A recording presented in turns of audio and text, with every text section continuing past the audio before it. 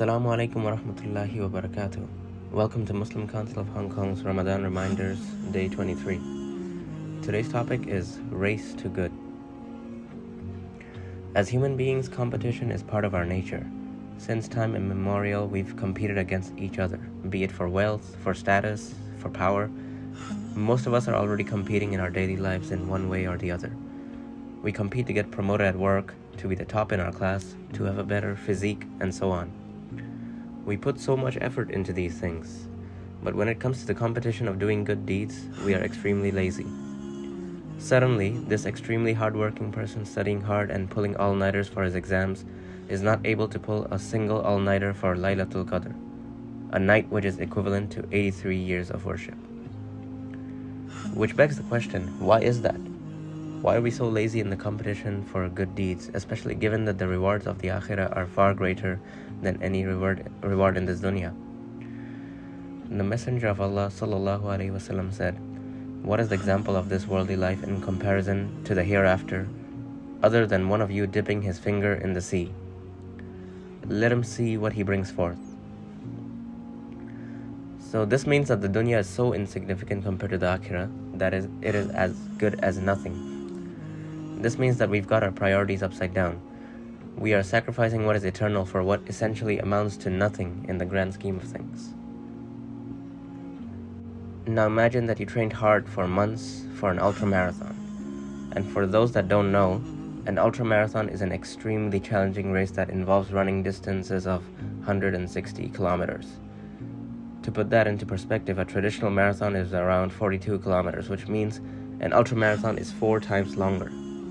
You must have an extremely high level of physical fitness and mental toughness to complete such a race. So imagine that you woke up early, ran for miles every single day, and watched your calorie intake.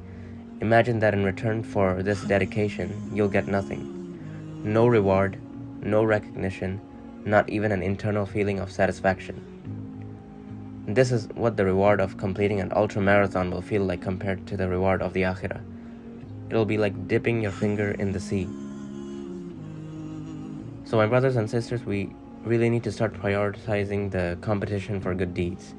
And I assure you that this competition is much easier than completing an ultramarathon. For example, just by praying 2 rakats tahajjud during Laylatul Qadr, it would be as if you'd prayed tahajjud for 83 years. And just by attending a janazah, so you can get the equivalent of 2 Mount Uhuds in reward. And this is how generous Allah subhanahu wa ta'ala is towards us. And the great thing is that the competition for the Akhirah doesn't require us to abandon our competitions in the dunya. All these dunyawi competitions that we find ourselves in can become deeni just by modifying our intentions. For example, instead of studying hard in your exams just for the sake of being the top in your class or getting into a good university, study for the sake of Allah. Study so that you can use your education to benefit the ummah. Instead of going to the gym solely for aesthetic purposes, do it so that you can strengthen your body for worship and protect your family. Instead of amassing wealth just for the sake of acquiring material possessions, amass it so that you can spend it in the cause of Allah.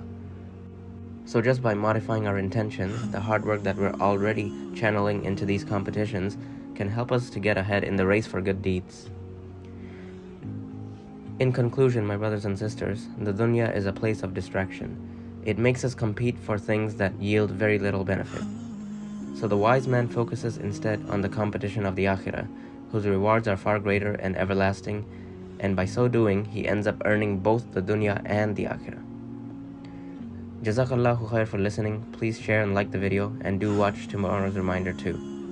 Assalamu alaikum wa rahmatullahi wa barakatuh.